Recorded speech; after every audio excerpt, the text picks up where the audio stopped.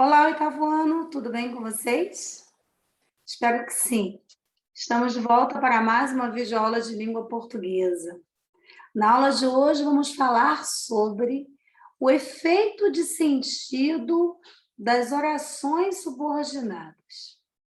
Bom, vamos falar um pouco de cada uma das orações subordinadas, tá? Substantivas, adjetivas e adverbiais, e ver o funcionamento delas em uma oração.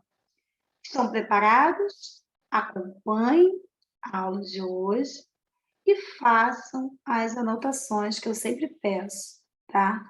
Que vocês façam as anotações no caderno e para que isso fique, para que vocês possam fazer leituras e estudarem também para as atividades que virão, tá? Bom, antes de nós pensarmos, né, no efeito de sentido das orações subordinadas, é preciso pensar o quê? O que é uma oração subordinada? Na gramática, gente, é aquela que exerce uma função sintática em relação a uma outra oração, chamada de oração principal, e que pede complemento ou é uma oração que tem uma dependência de sentido em relação à oração principal, tá? Olha só, falando, tá? Não vou nem ainda começar a, a olhar os exemplos, não. Se eu digo, aguardo que você chegue.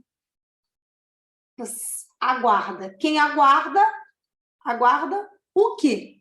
Se eu falo aguardo, automaticamente você vai pensar, bom, Jussara, essa oração está incompleta. Se você para a frase no aguardo, diz apenas eu aguardo. Aguardo o quê? Aguardo que você estude, aguardo que você chegue. Perceberam? Então, isso é uma relação de dependência. Um termo está dependendo de outro para que possa fazer sentido. Isso é ser subordinado. É o princípio básico que a gente tem que entender. Tal como eu disse, tá? As orações subordinadas são aquelas que possuem a função de termos essenciais. Lá no início do videozinho eu disse. O que são os termos essenciais? Sujeito, predicado, termos integrantes, objeto direto, objeto indireto, complemento nominal. Termos acessórios, adjunto adverbial, aposto, vocativo, tá? São termos acessórios. Então, a gente tem que saber que as orações subordinadas, elas têm relação direta com os termos da oração. Não podemos esquecer disso. Então, vamos analisar o seguinte período aí. Olha só essa oração. A criança gostava de que lhe dessem atenção. O que a gente observa? Nós observamos que temos duas orações. Já passamos da etapa, tá? Oitavo ano. Vocês estão aqui no oitavo ano, então nós já passamos da etapa de perguntar a vocês se vocês sabem o que é uma oração, não é isso? Para se ter uma oração, tem que ter verbo. Se tem dois verbos, tem duas orações, né? Todo mundo já sabe. Que legal. Então, a criança gostava, é uma oração, de que lhe dessem atenção, né? Dar aí ao verbo, de que lhe dessem atenção, é uma outra oração. São duas orações. Só que são duas orações dependentes. Uma depende da outra para fazer sentido, não é verdade? Vamos ver aqui na frente um pouquinho. Ó, a primeira oração possui a informação principal, né? Por quê? A criança gostava. Essa é a informação principal. Agora, do que ela gostava é a informação secundária, que pode variar, que pode mudar. No caso aí, a criança gostava de que lhe dessem atenção. Eu poderia colocar, a criança gostava de brinquedos, a criança gostava de quê? A criança gostava de passear no parque, a criança gostava de pular corda, a criança... Uma série de outras orações, tá? Então, ó, esta que a criança gostava, que contém informação principal, a informação mais importante, esta oração é chamada de oração principal.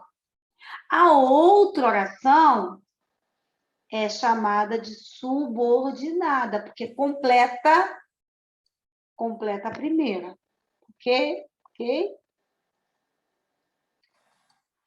Bom, esta segunda oração, que a gente chama de subordinada, ela vai sempre exercer uma função sintática.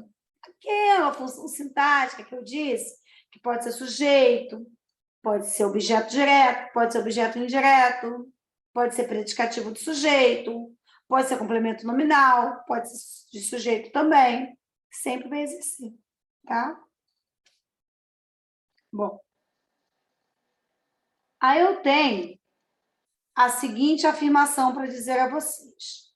As orações que possuem uma relação de dependência com uma outra dentro do período são chamadas de orações subordinadas.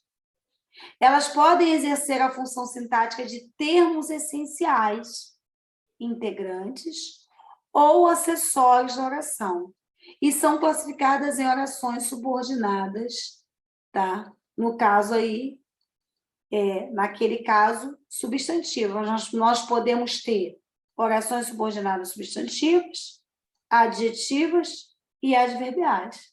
São 3 tipos de orações subordinadas: substantivas, adjetivas e adverbiais. Vamos lá. Vamos começar classificando, né, entendendo as substantivas. Quais são os tipos de orações subordinadas substantivas? Está aqui. Primeiro, substantiva subjetiva. Exerce a função de sujeito. Substantiva objetiva direta. Exerce a função de objeto direto. Substantiva objetiva indireta. Exerce a função de objeto indireto. Substantiva completiva nominal. Exerce a função de complemento nominal. Substantiva predicativa. Exerce a função de predicativo do sujeito. Substantiva apositiva. Exerce a função de aposto. Aí ao lado eu tenho um exemplo.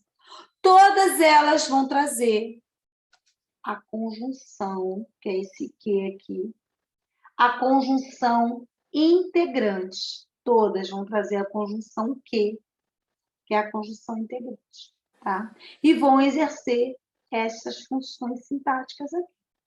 Aí vocês podem se perguntar, Jussara, eu tenho que saber todas essas funções sintáticas? Sim. O ideal é que você revise, se você esqueceu o que é um objeto indireto, um objeto direto, que você revise o que é, para você poder, né, não ficar aí na dúvida desses termos de oração. Orações subordinadas adjetivas. São de 9 tipos, tá? Aliás, as adjetivas são 2 tipos. As restritivas e as explicativas. São só 2 tipos. Essas aqui reduzidas, né? A gente nem precisa se preocupar muito, não. O que a gente tem que saber é que são 2 tipos. As adjetivas. Aquelas que exercem a função de adjunto de nominal, e aquelas que têm que restringem, né? Todas elas exercem a função de adjunto nominal. As adjetivas restritivas restringem o significado do termo ao qual se refere, e as explicativas adicionam uma explicação. Então, a restritiva restringe e a explicativa adiciona uma explicação, ok? E as adverbiais, que são muito utilizadas nos textos, nas construções aí dos enunciados, as orações subordinadas adverbiais. São 9 tipos, de acordo com a circunstância, tá? Que vai exercer. Então, elas podem ser causais, consecutivas, condicionais, concessivas, comparativas, conformativas, finais, proporcionais, temporais, tá? Nós temos 9 tipos. Exemplos de conjunções subordinativas dentro do enunciado, que é o que nos importa, né, galera? Olhem só. Fui à padaria porque não comprei doces. Nesse caso, temos uma conjunção porque, causal, que justifica a ação de ter ido até a padaria. Sobre a estrutura móvel que falamos, se quisermos, podemos inverter a ordem da frase, sem alterar o sentido. Porque não comprei doces, fui à padaria. Né? O que motivou a ida à padaria é a causa de um esquecimento, de uma falta de tempo que resultou numa ação. O sentido é dado pela conjunção, tá? Sempre na conjunção adverbial. São mais de 100 palavras que designam conjunções. Então, não é necessário a gente decorar.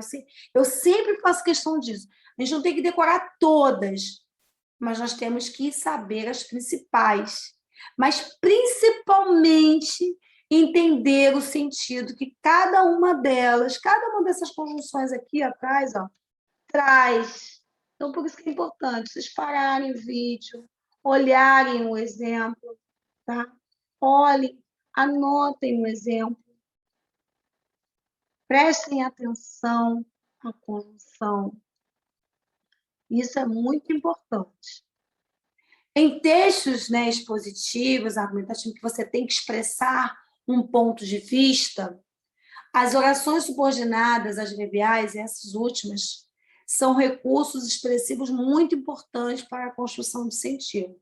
Observa só o exemplo dentro de um texto, que é um exemplo de uma reportagem. Cuidar de gatos é tão mais fácil que de cães, como dizem. Gatos são seres autolimpantes, não precisam passear como cães e ficam sozinhos em casa por vários dias quando viajamos, sem ao menos se abalarem. Todo gateiro já ouviu pelo menos uma dessas afirmações de algum tutor de gato. Isso porque não é raro encontrar tutores que, embora amem seus animais, por falta de informação, acabam negligenciando algumas necessidades básicas de seus gatos, achando que eles são de fácil manejo, tanto comportamental como médico.